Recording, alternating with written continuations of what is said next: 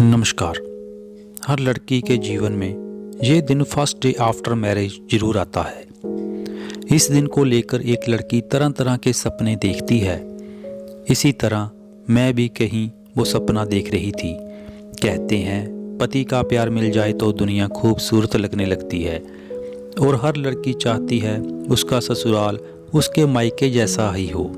जैसे हो मायके में ली बड़ी हो वैसे ही उस ससुराल मिले, सब उसे प्यार करें। मुझे याद है मेरी शादी होने वाली थी और मेरी उम्र काफ़ी कम थी, कुछ 20 साल की थी मैं।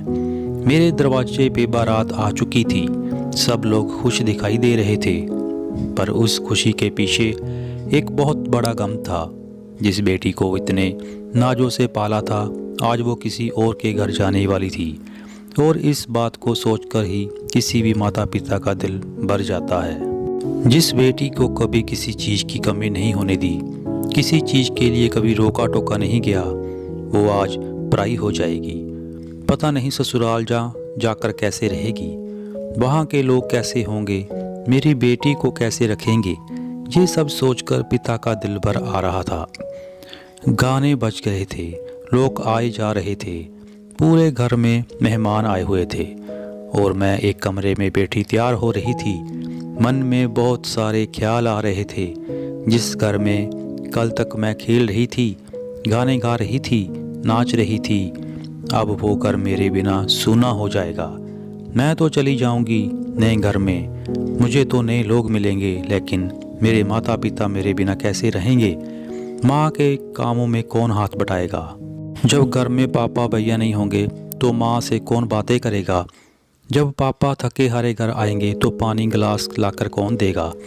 यही सब बातें दिमाग में चल रही थी और आंखें आंसुओं से भरी आ रही थी। कल तक मैं जिस बेड पे किसी को बैठने नहीं देती थी कि मेरा बेड है, अब इस बेड पे सोने के लिए नहीं रह जाऊंगी। मेरे दोस्त भी अकेले हो जाएंगे मेरे बिना। इतने में आवाज़ आई, पंडित जी बुला रहे हैं। और दिल धक धक से ऐसे लग रहा था कि वो ये रात कभी ना बीते और मैं ये घर छोड़कर कभी ना जाऊं। खैर मैं सबको छोड़कर गाड़ी में बैठी ससुराल आने के लिए। माँ का तो बुरा हाल था, रो रो कर। भैया भी रो रहा था, पापा भी छिपा रहे थे, पर मैं जानती हूँ वो बहुत रो रहे थे।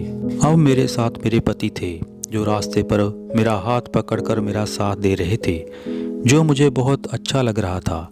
मैं अपने को छोड़कर जा रही थी, पर मुझे एहसास हो रहा था मेरे साथ कोई अपना जा रहा था जो मेरा साथ देने वाला था ज़िंदगी भर। झटके से गाड़ी रुकी और मेरी नींद खुली। पता चला मेरा ससुराल आ गया था। सब लोग रस्में निभाने के लिए गाड़ी के पास आ गए थे। सारे नए चेहरे मेरे सामने थे जो मेरे अपने होने वाले थे। मुझे बहुत रोना आ रहा था, लग रहा था सब छोड़कर मैं अभी अपने माँ के पास चली जाऊँ और कहूँ मैं यही रहने वाली हूँ, मुझे नहीं जाना दूसरे घर जहाँ मैं किसी को जानती तक नहीं। पर ऐसा नहीं हो सकता था। अब मैं घर पहुँच गई थी। बहुत सारे नए चेहरे मेरे आसपास थे, सब मुझे देख रहे थे। उस घर में मुझे लग रहा था मेरा कोई अपना नहीं है।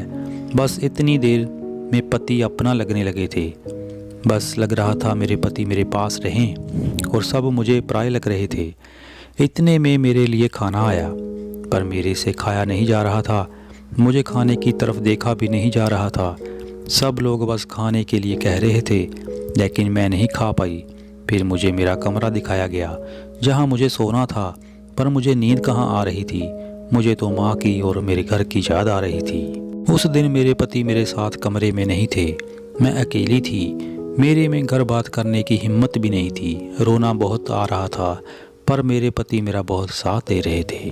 तो दोस्तों, उम्मीद करता हूँ आपको ये स्टोरी पसंद आई होगी। अगर पसंद आई हो तो वीडियो को लाइक और चैनल को सब्सक्राइब करना मत भूलना। धन्यवाद।